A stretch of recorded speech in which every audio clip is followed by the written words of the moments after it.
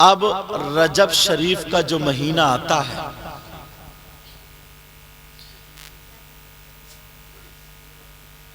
ज्यादातर उलमा ने ज्यादातर जो लिखा है, मुहद्दिस देहलवी ने भी 15 तारीख लिखी है। कितनी लिखी? 15, हाँ रजब की। मगर लोग हिंदुस्तान में जो राइज हो गया, 22 तारीख को कूंडे जो होते, कूंडे पूड़ियों पे जो फातहा होती है, पूड़ियों पे, तो वो किन की होती है? वो इन्हीं की होती है, इमाम जाफर सादिक की। किन की होती है बोलो? इमाम जाफर सादिक। हालांकि पूरे महीने में पहली तारीख, दूसरी तारीख, तीसरी, चौथी, पांचवी, किसी भी तारीख को अगर आप पूड़ी करके या किसी भी खाने पे जलेबी वगैरह कुछ पे भी अगर फातहा पढ़वाएंगे तब भी जायज है, तब भी हो सकती है। समझ में आ रही है ये? हाँ, ये नहीं है कि साहब 22 को ही होंगी। समझ में आ रही? ये नहीं है कि 22, और अगर किसी ने 22 को भी करा ली तब भी हो जाएंगे। और सिर्फ इसी महीने की बात नहीं कर रहा हूं, पूरे साल में, पूरे साल में अगर किसी दिन भी किसी भी बुजुर्ग की, किसी भी अल्लाह वाले की अगर फातहा कराओगे तो वो फातहा क्या होगी बोलो? हो जाएगी। समझे? वो जायज है। हम लोग क्या है, फातिहा वाले। पहले से बिरयानी पकी खा रहा था, लेकिन सामने रख के जब फातहा पड़ी गई तो कुछ लोग वो फातहा का खाना नहीं खाते। ऐसे भी लोग हैं। उनसे एक बात पूछो, लड़ाई झगड़ा नहीं। फातिहा में क्या पढ़ा जाता है? जो आलिम लोग हैं, हाफिज कारी, पहले कुरान का एक रुकू पढ़ेंगे। क्या पढ़ेंगे? कुरान का एक रुकू। ज्यादातर लक़द जाकुम या ला यस्तवी जो भी मशहूर है पढ़ते। उसके बाद कुल या अय्युहल काफिरून, उसके बाद कुल हुवल्लाह, उसके बाद कुल औज़ु बिरब्बिल फलक, उसके बाद कुल औज़ु बिरब्बिन नास, अलहम्द शरीफ, अलिफ लाम मीम, व इलाहुकुम दुरूद शरीफ, सुबहाना अला इन्ना औलिया अल्लाह ला खौफ, वो सुबहाना तक, आगे तक, फिर दुआ। अब ये बताइए इसमें कौन सा नाजायज काम किया? अरे ईमान वालों का तो ये ईमान है, अगर किसी बीमार पे कुरान पढ़ के फूंक दिया जाए तो कुरान से शिफा मिलती है। क्या बात है, सुभान अल्लाह। और अल्लाह खुद फरमाता वनुनज़्ज़िलु मिनल कुरानि मा हुवा शिफा। समझ में आ रही है? मगर पहले बिरयानी खा रहा था, वही चावल खा रहा था, अब कुरान पढ़ गया तो इसके लिए नाजायज हो गया। अब हमें पता मिल गया, अगर जिस खाने पर बिस्मिल्लाह अल्लाह का नाम ले दिया जाए वो खाना शैतान नहीं खाता, मुसलमान खाता है। क्या बात है, सुभान अल्लाह। नारे तकबीर, नारे रिसालत, नारे गौसिया, मसलके आला हज़रत। समझ में आ रही बात? तो किसी भी अल्लाह वाले से नफरत दिल में नहीं। नफरत किसी के चक्कर में मत पड़ियो। कोई भी अल्लाह वाला हो, किसी भी सिलसिले का हो, अगर वो सिलसिला हक है तो, और वो अल्लाह वाला है तो वो हमारे सर का ताज है। समझ में आ रही बात? मगर मैं नकलियों की बात नहीं कर रही हूं। कुछ लोग ऐसे भी हैं जो घरों में मजार निकाल लेते हैं, यार ये भी गलत कर रहे हैं। कुछ लोग ऐसे हैं जो खेतों में मजार निकाल लेते हैं और औरतें झूम रही हैं। ये तो हर जगह झूमेंगी, इनको तो छोड़ ही दो। और फिर लोग दलील बनाते, अगर यहाँ कोई नहीं है, किसी ने ख्वाब में देखा, एक साहब ने बना लिया रुद्रपुर में। मैंने पूछा क्यों बनाया? बोले वो मुझे बशारत हुई थी, बशारत मैंने ख्वाब में देखा। मैंने कहा तूने कभी ख्वाब में ये नहीं देखा कि छत पे से कूद जा, तो कूदता तेरी टांगे टूट जाती। तुझे बशारत यही हुई, ये बशारत नहीं हुई 2 बीघे जमीन तू मदरसे को दे दे या मस्जिद को दे दे। तुझे ये बशारत नहीं हुई कि 5 वक्त की नमाज पढ़े। तुझे ये बशारत नहीं हुई गरीबों की बच्चियों की मदद करे। तुझे ये बशारत नहीं हुई कि लोगों के काम में आ जाए? बशारत अगर हुई तो मजार बनाने की। कब बीबी ने ख्वाब में देखा 9 गज वाले मियां है यहां पे, नपाई भी हो गई साहब। अगर मान लो मसला सुनो पहले, मान लो अगर किसी ने ख्वाब में देख ही लिया, चलो थोड़ी देर के लिए मान लो, अगर किसी ने ख्वाब में देख लिया तुम्हारे लफ्जों में बशारत हो गई और उसने अपने घर में ख्वाब की बिना पर मजार बना लिया, तो अब मुफ्तियाने किराम से पूछो, पूरी दुनिया के मुफ्तियों से मसला पूछ लो, अगर गलत साबित हो जाए तो मुझे पकड़ लेना।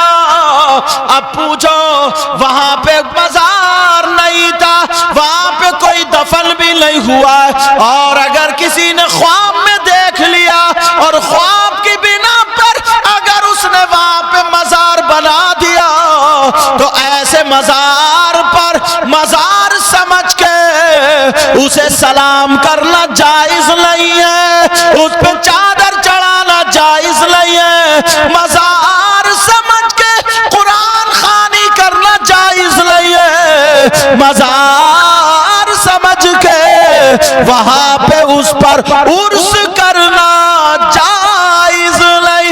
इसलिए हमारा इस्लाम सच्चा, हमारा कुरान सच्चा, हमारा दीन सच्चा, हमारा मजहब सच्चा, हमारा इस्लाम सच्चा, और इस्लाम को मानने वाला मुसलमान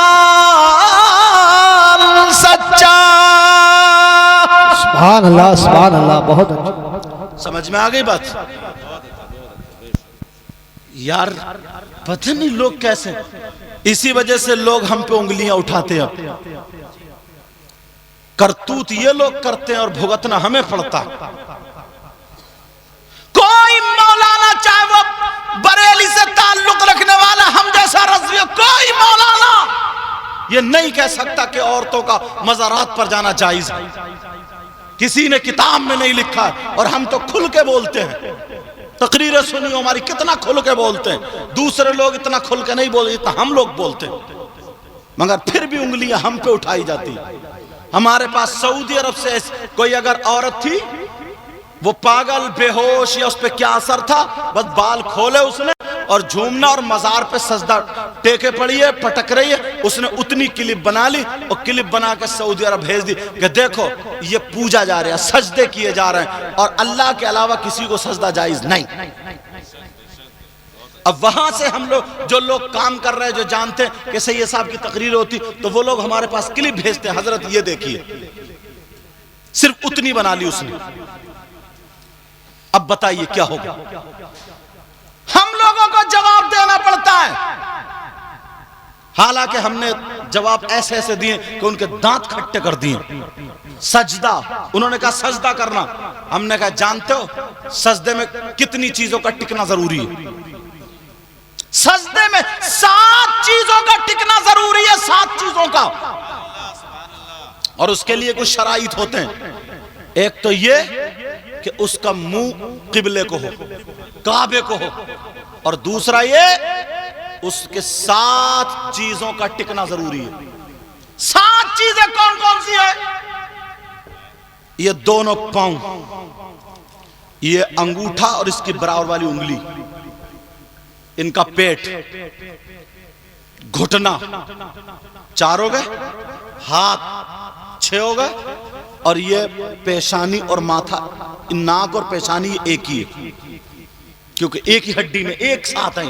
कितनी हो गई बोलो? ये 7 चीजें, तब सजदा माना जाएगा। तब अगर तुम नमाज पढ़ रहे हो, तुम्हारी नाक नहीं टिक रही है, किसी आलिम से फतवा लो, इसका सजदा नहीं माना जाएगा।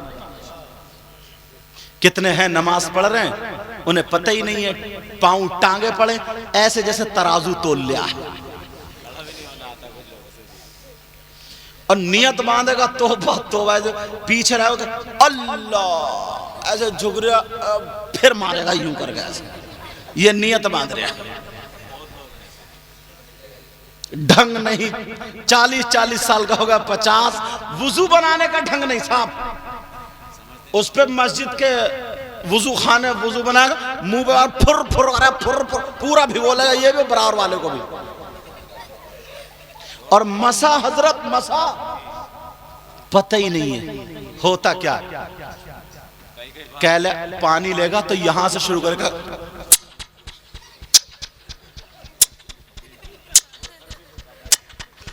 ये मसा है या पुचपुचाने की मशीन है ये तेरी।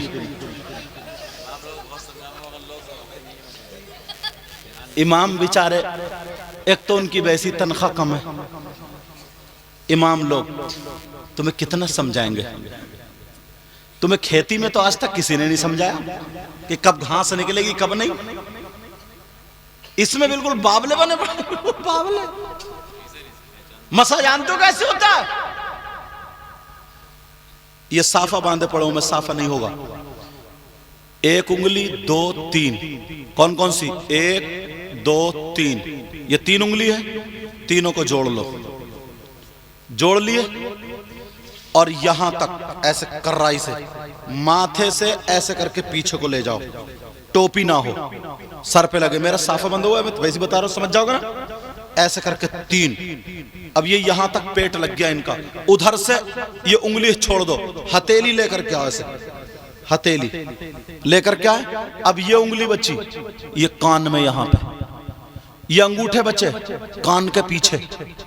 अब ये पुश्त बची ये यहां की गर्दन, ऐसे मत करिए, ये कुर्बानी में होता है बहुत सारी। ये यहां गले का मसा मकरू है, समझे? इन्हें काफी पता। अच्छा हाँ, कुर्बानी सही कह रहे, समझे? यूनुस साहब किबला जानते हैं, समझे? इब्राहिमपुर में इनसे मुलाकात हुई, बात तो ऐसे करते हैं, यूं यूं कर, ये मकरू है। तुम अभी क्यों कर रहे हो? और कुछ लोग करते बस, खत्म मसा। चौथाई सर का मसा फर्ज है, पूरे सर का सुन्नत है। समझ में आ रही है? अब मसा करोगे ढंग से, नियत बांधोगे, नियत बस जैसे हाथ है ना, इसी हाल में उठा लो। ये हथेली काबे को हो जाए, ये अंगूठे की कान की लो जो गद्दी होती है ना, ये छू जाए। छूने के बाद इमाम आजम के नजदीक बता रहा हूं, ये उंगली और ये अंगूठा ऐसे करके गट्टा पकड़ो, और पकड़ने के बाद ये 3 ऊपर रखो। ये हो गया अल्लाह, क्या बन गया ये? और नाफ के नीचे ऐसे करके बांध लो, और वहां पे देखो जहां तुम्हारा सजदा टिकेगा। ऐसे नहीं है नियत बंद रहे पंखे गिन रहे। हाँ हाँ, और अगर जरा सी बात हो जाए ना तो